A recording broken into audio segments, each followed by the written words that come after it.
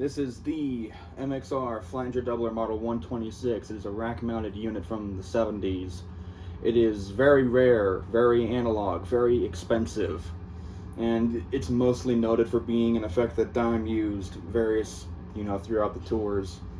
One thing that has kind of been debated upon and pondered upon is how much the effect was really used in his tone. At the very least for his studio recordings. Live you hear it a little bit more because Grady was really hammering on it. The majority consensus that I seem to be running into whenever I hear someone talk about this that owns it, says that it's a very subtle effect for the doubling, which is mainly what you're going to be using this for. And I'm going to double down and say that it's almost a placebo effect, because where I see people dialing it in, it's having actually almost none of the actual doubling of the unit. You're just hearing the hard-coded circuitry itself, and I'll show that visually here since it's a little bit confusing the way I explained it. But what I mean is, so here is the flanging effect. And how you control how much the flanger you get is this. This is the mix. More to the left you get more of your tone. That's dry. More to the right has more of the effect.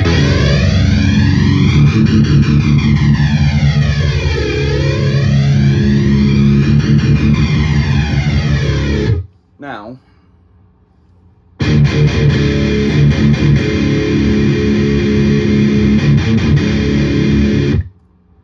that's at about 8 o'clock-ish, and you can't hear any of the flanging effect. In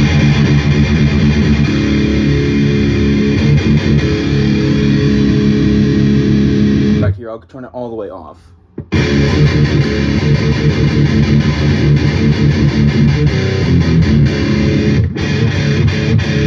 Now it's still adding, in layman's terms, a doubling effect, even though it's not the actual doubling effect that the unit is trying to create. So here is my dry tone. This is without the flanger in the loop, basically.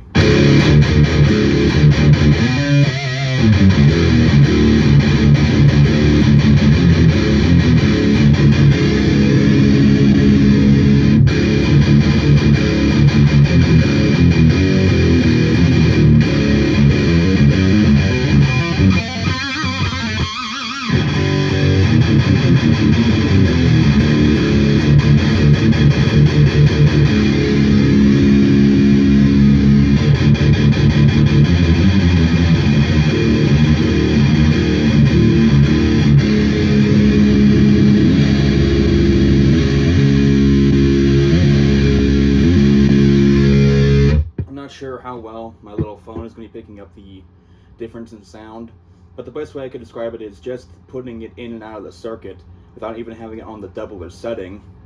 It adds a really nice low frequency, and it feels like it's adding compression, and since it's doing it in the effects loop, that alone is thickening up your sound. It's making it sound like there's a second guitar track.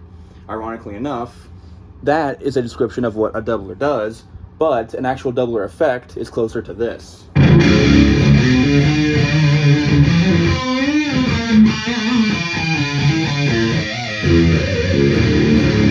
An actual doubling effect is very similar to a chorus, where it's taking your signal, and depending on how you have your settings, it's either slowing it down, speeding it up, or detuning it slightly, and that is how it's trying to achieve the doubling effect.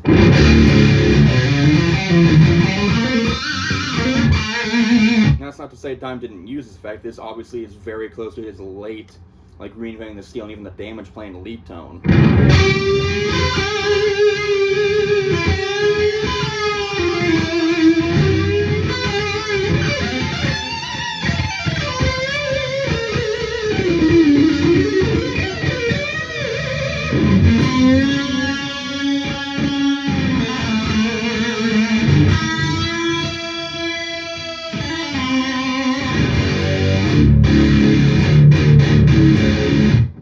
I'm just not going to be using that for a rhythm tone. Now, it's kind of playing, how much of it can you put in, how much of it do you want to take out when you're doing a rhythm tone. Again, right here, that's basically adding nothing. So, like right there,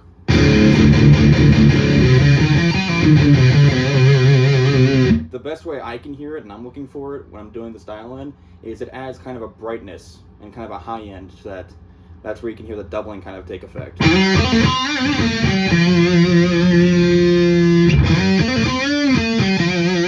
See what I mean? And again, this is with that, you know, what we're thinking is doubling, when it's really just, I'm just going to call it the ghost circuit. That's what the ghost circuit always on. It's always in, no matter if you're on the flanging mode or the doubling mode. And that really is what I think people want this unit for, is that effect, because that, again...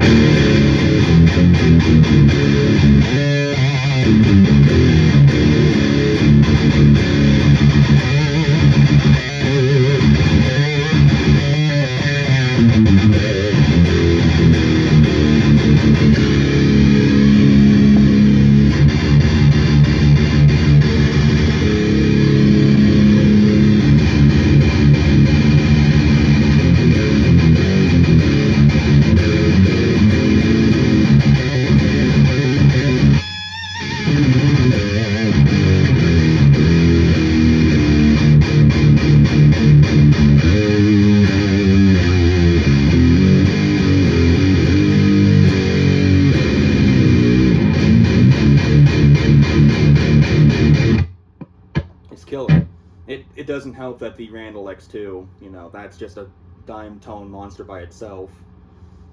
And I almost kind of feel like, in a little bit of a way, and this is just me completely not knowing circuitry whatsoever, this is just me, you know, being a caveman going off of what I'm hearing, it really feels like the density knob is helping to add in what the flanger doubler did on the older units, like the Sentry and the 100 ES, if he used them on the 100, I'm not even sure.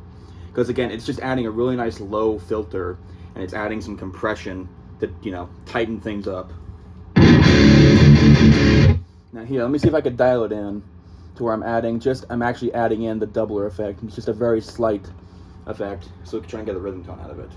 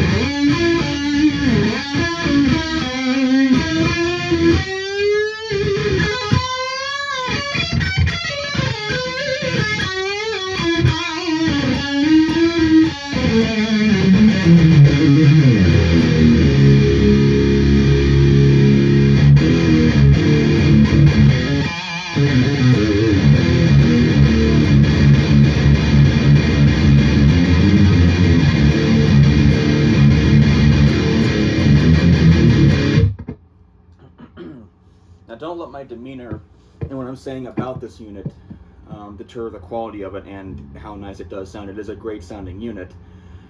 I'm just not going to be recommending it when people try and spend $1,500 to $2,000 for these things. And on top of that, there is clones that, you know, from what I've heard, aren't very close sounding, but there's also an officially licensed plugin for this. This is an item that definitely can be bypassed if you're going for the Dimebag tone. That being said, if you're trying to go for the flanger effect,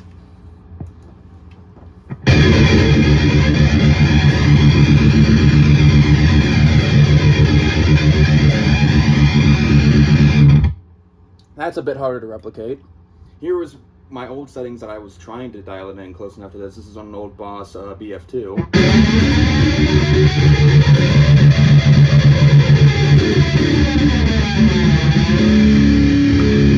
Then again, though, not very many people are going to be listening to this unit for the flanging effect. Again, they want that doubling sound.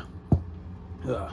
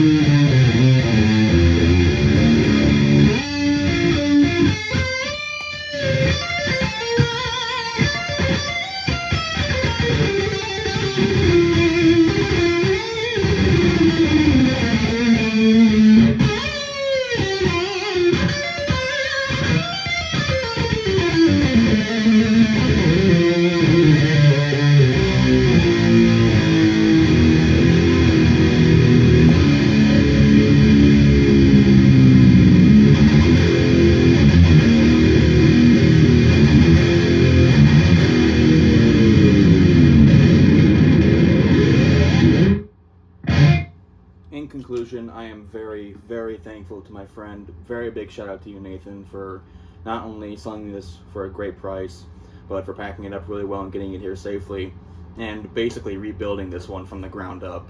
If any of you have a flanger doubler, Model 126, either the black or the blue face, and it's having issues or you might need something worked on, message Nathan Clark on Facebook. He is basically the end-all king of knowledge when it comes to these units, and I am extremely grateful for him being kind enough to send me this and, you know, to let me buy it off of him for a price that is very, very economic, to put it lightly. Now, back to me being cynical. What would I, you know, realistically range this price on? Not for the hype, not for the rarity, but solely for its ability and its effect. I'm going to be very conservative here, and I'm going to say 300 to 400. Now, with the rarity and with the hype, I would bump it up to 5, and that's, you know, that's the highest I would ever recommend these. So if you're someone who's trying to sell one of these for over $1,000, or, you know, say that it's worth that, fuck you, wholeheartedly. I hate you. You are the reason I'm not in any Dimebag groups besides the one I moderate, because I am sick and tired of befuddling cross-eyed idiots who swear that any piece that Dimebag used is worth $500, $600, $700, $800 fucking $1,000 only because he may or may not have shitted on it. Stop. You do not understand market values, and you do not understand how to even play your fucking instrument. Blow me.